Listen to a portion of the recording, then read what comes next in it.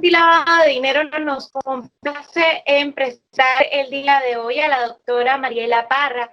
Ella es abogada egresada de la Universidad Central de Venezuela y también es oficial de cumplimiento. Ella tiene también una especialidad en criminología y en derecho penal. Doctora Parra, bienvenida a Antilavado de Dinero.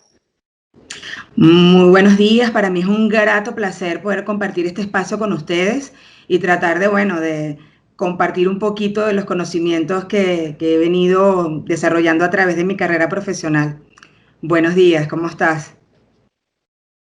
Muy bien, doctora Parra, un placer para nosotros más bien tenerla en nuestro espacio del día de hoy. Doctora Parra, el día de hoy vamos a hablar acerca de los riesgos penales en las operaciones bancarias. Primero que nada, ¿cuáles son los principales riesgos de las operaciones financieras en este caso y de las operaciones bancarias? Mira, el principal riesgo y el flagelo que ha envuelto a la humanidad y que se deriva principalmente de las transacciones financieras es el blanqueo de capitales. Yo creo que ese es el principal riesgo. Estamos sumergidos en un mundo donde lamentablemente este tipo de delito nos ha abrazado con o sin intención a muchos usuarios de entidades financieras, ¿ok? Otro de los delitos, por supuesto, es el fraude que proviene de persona a persona o de persona a entidad financiera o inclusive, por supuesto, de las entidades financieras como tal. Tenemos a la estafa, tenemos también el financiamiento del terrorismo, que es importantísimo también entender que parte de este financiamiento viene de estas transacciones y de estas operaciones bancarias. Es importante destacar pues que el financiamiento del terrorismo no todo el tiempo viene de narcotráfico o de actividades ilícitas, ¿ok? Pero proviene de este tipo de transacciones, ¿ok? También tenemos pues el financiamiento de una manera ilegal de campañas políticas, ¿ok? También tenemos los delitos contra la hacienda pública, la seguridad social, corrupción entre particulares, alzamiento de bienes y robo de identidad. Es importante y sobre todo saber que debemos cuidar mucho nuestra identidad, sobre todo cuando vamos a hacer alguna transacción bancaria, debemos tener conciencia de que nuestros instrumentos bancarios son totalmente personales y que si prestamos algún instrumento, pues corremos el riesgo de perder el origen de fondo de donde provienen, valga la redundancia, esos fondos que van a ser tratados y van a ser transmitidos a través de esta red bancaria. Doctora Parra, ¿cómo es el trabajo del oficial de cumplimiento en este aspecto? ¿De qué se encarga el oficial de cumplimiento dentro de las instituciones bancarias? Mira, el compliance se ha alzado como un instrumento básico en el sector financiero, sobre todo, un ámbito de seguridad y confianza, porque es lo que busca el oficial de cumplimiento, sobre todo en las entidades financieras. La parte de lo que es la confianza y la seguridad es lo que más prevalece, ¿ok? ¿Qué hacemos los oficiales de cumplimiento? Los oficiales de cumplimiento, en primer lugar, pues nos ubicamos en el contexto de cada entidad y hacemos un análisis de riesgos, ¿ok? Este análisis de riesgos nos va a dar la oportunidad de desarrollarlo a través de un mapa para poder entonces buscar la manera de tratar de mitigar todos esos riesgos importantes que se puedan presentar en cualquier departamento de la entidad financiera y poder mitigarlos. Eso es principalmente la actividad de un oficial de cumplimiento. Se dice muy fácil, pero es bien ardua esta actividad, porque del oficial de cumplimiento, aunque hay varias teorías y bueno, hay muchas teorías que hablan de que no solamente es el oficial de cumplimiento es un instrumento para poder desarrollar y poder identificar, mitigar y poder controles sobre estos riesgos que se plantan en cada organización, sea financiera o no, ¿ok? El oficial de cumplimiento tiene que trabajar de la mano con el gobierno corporativo para que esto pueda tener impacto en la organización. Es importante destacar eso porque el oficial de cumplimiento se le ha dado una gran responsabilidad y ciertamente inclusive hasta sanciones penales por omisión, y evidentemente pues hay tipos penales a nivel mundial en cada una de las legislaciones de cada país del mundo donde le dan esta responsabilidad, pero por supuesto cada tipo penal tiene sus particularidades. Sin embargo, bueno, la tarea ardua del oficial de cumplimiento es tratar de que esos riesgos lleguen a cero o casi cero para que la entidad financiera pues esté dentro de su reputación como tiene que estar. ¿Cómo pueden ser esas sanciones penales por omisión? Mira, fíjate, por lo menos en el caso de Colombia, hay un tipo penal muy particular donde esta omisión es dirigida a solamente oficiales de cumplimiento que estén desarrollando su actividad en entidades financieras. Bueno, omitir una transacción de dudosa procedencia es una omisión importante, ¿ok? Recuérdate que los oficiales de cumplimiento estamos llevados para las debidas diligencias, para que esa entidad cumpla a cabalidad con la normativa de ese país, ¿ok?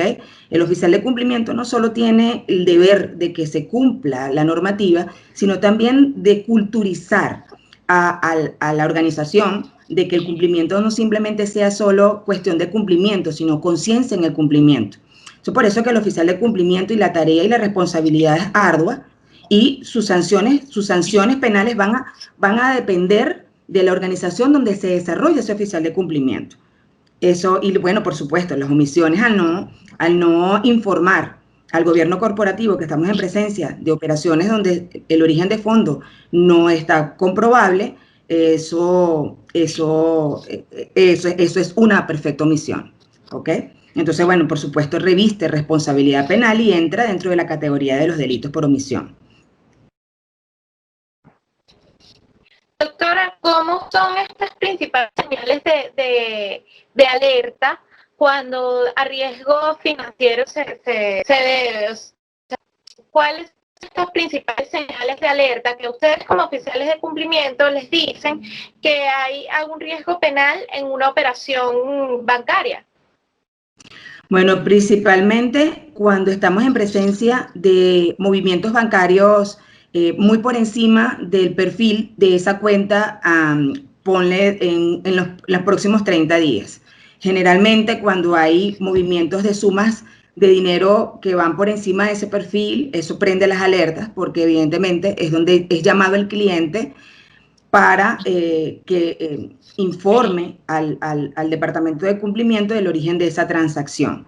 Generalmente, creo que la principal alerta es la cantidad que se pueda manejar en una cuenta que sea inusual, una cantidad inusual.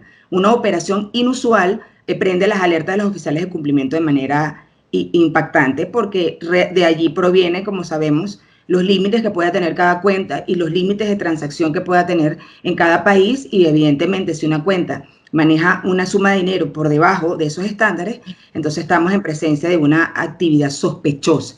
No quiere decir que esta actividad sea proveniente del delito, no necesariamente, pero sí es sospechosa y nosotros como oficiales de cumplimiento tenemos que reportar esa operación y poder lograr llegar hasta el origen de esa transacción y buscar de dónde provienen esos fondos.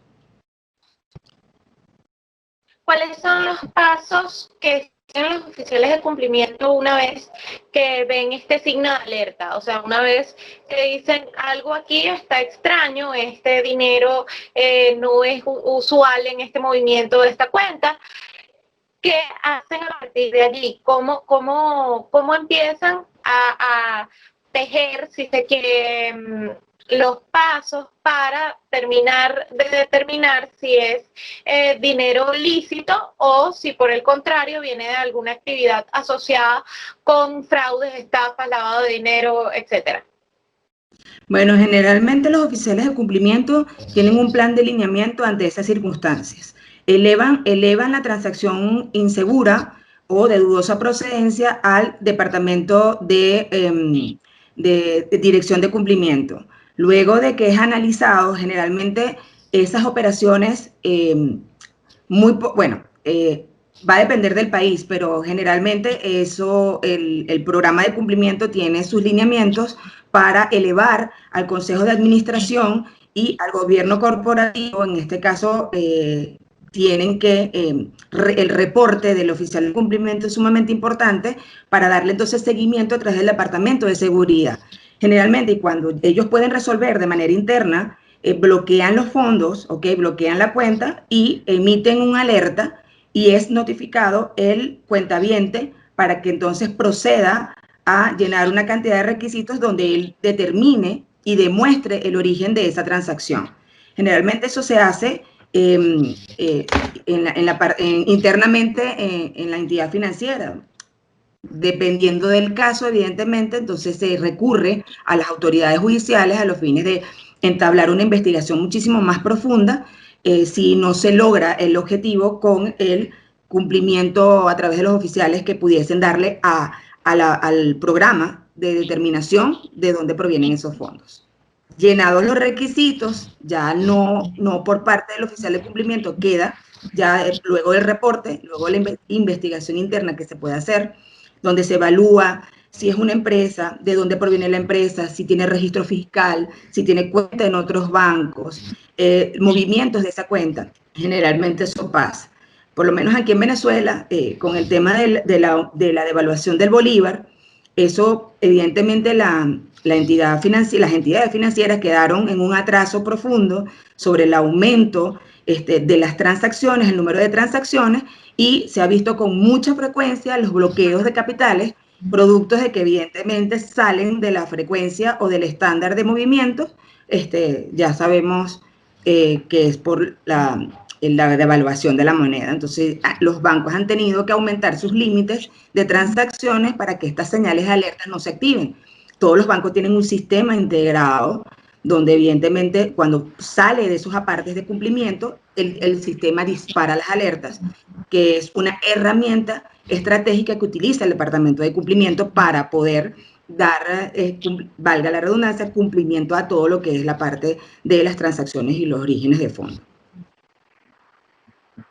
Doctora, un tema muy interesante que también va a tocar entonces usted es precisamente este tema del alza en los precios y el alza, en este caso, del valor del dólar, el decaimiento del valor de bolívar.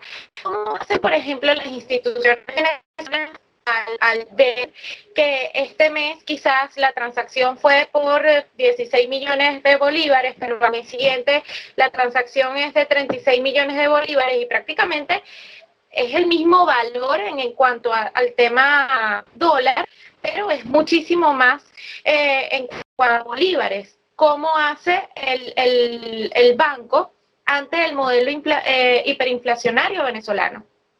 Bueno, fíjate que nosotros tenemos una página oficial del Banco Central de Venezuela donde determina el valor del dólar día a día, si aumenta, si baja.